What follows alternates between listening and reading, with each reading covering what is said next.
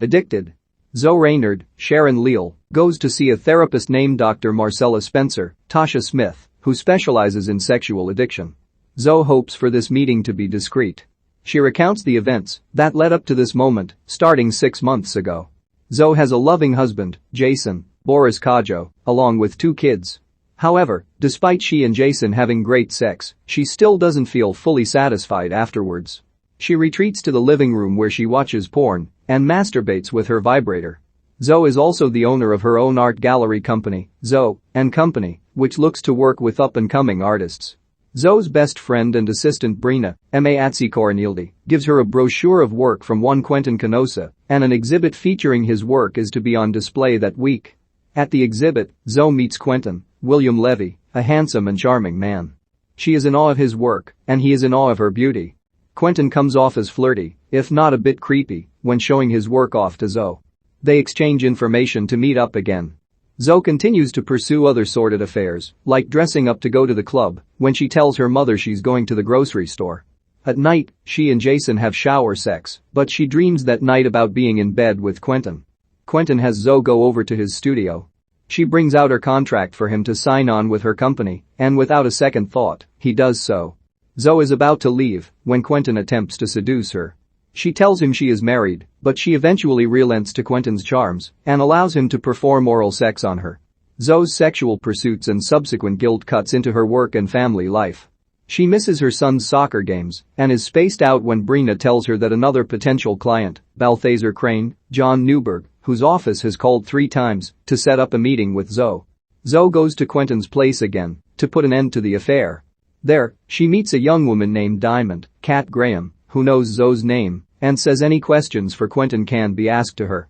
Zoe finds Quentin and tells him she can't go on doing this because she loves Jason. Quentin brings her around to show her some street art he's done. He explains that he started painting after his father committed suicide when Quentin's mother left them. He expresses his desire for companionship. This makes Zoe feel bad, so they start kissing again and then have sex. This, in turn, makes Zoe miss a meeting with Balthazar Crane. She catches up with him and lies that she had to take care of her sick daughter. He tells her they can reschedule. Zoe continues the affair despite her guilt. She lets Quentin paint her nude before they go make love again. In the present, Dr. Spencer determines that Zoe has a powerful sex addiction that's just as heavy as any drug addiction. She suggests to Zoe that she proposes couples counseling to Jason. She later asks him if they can see a therapist about their sex life, but Jason refuses to pay someone a lot of money to talk about personal information. After another round of sex, Quentin asks Zoe to leave her husband and be with him. She declines because she still loves Jason. This doesn't stop her from going to the club and attracting the attention of another man named Corey Tyson Beckford. They have sex in the bathroom, which Zoe mentions to Dr. Spencer as having enjoyed every minute of it. This other affair continues whenever Zoe can't be with Quentin. By now, Zoe has lost trust with her son after missing his last soccer game of the season.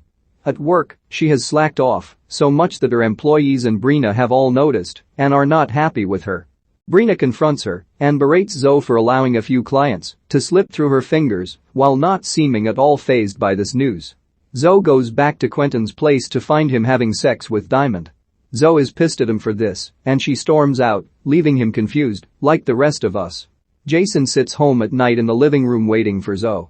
He confronts her about her being out late without notice and how she's missed so much from the family. Zoe tries to spin it around on him that he stays late at work, but at least in Jason's defense, he lets her know where she is.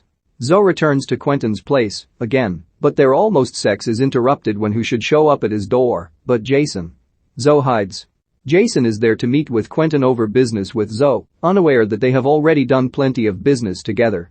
Jason looks through Quentin's artwork and comes across the covered painting of Zoe and Quentin in a sexual position. Before he can see it, Jason is called away by his partner. Zoe asks Quentin if he was going to stop Jason from seeing that. Zoe is now left out of her family's time when Jason takes the kids to the movies, but the kids don't want Zoe to go with them. Furthermore, Quentin sends over a sculpture after Jason mentions that Zoe liked his work. At Dr. Spencer's behest, Zoe calls both Quentin and Corey together to put an end to the affairs. Corey is annoyed and he tries to shove Zoe, but Quentin holds him off. Corey starts to leave when Quentin grabs a sculpture and smashes it over Corey's head. It's unclear whether or not this killed him or just knocked him out. Quentin advances toward Zoe, but she shoves glass to the floor, making him step on it and cut his feet. Zoe hides behind his paintings. He grabs a sharp object and stalks her. He manages to find her, but before he can hurt Zoe, Jason appears and whacks Quentin over the head with the sculpture. Jason throws Zoe her other phone that she used to chat with Quentin, leaving Jason with everything he needs to know about the affair. He leaves and Zoe follows, just as Diamond comes in to tend to Quentin.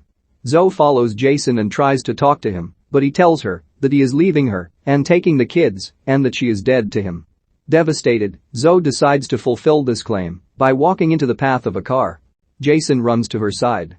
Over the next few months, Zoe is recovering in the hospital while her family worries for her. Her company officially closes its doors. Diamond takes care of Quentin in his place. In the hospital, Zoe has a flashback to herself as a little girl being attacked by a boy, giving her the scar on her wrist. She eventually is able to go home, and her kids are happy to see her. However, Jason is still hurt and feels he can't keep pretending like everything is okay.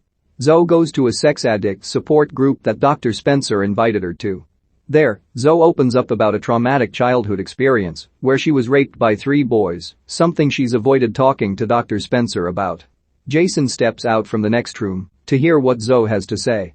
She breaks down in tears and admits her problem, but she still loves Jason and wants to make the relationship work. He goes over to her and hugs her. They kiss and repeat their motto, "Our love is forever. Always has been, always will be."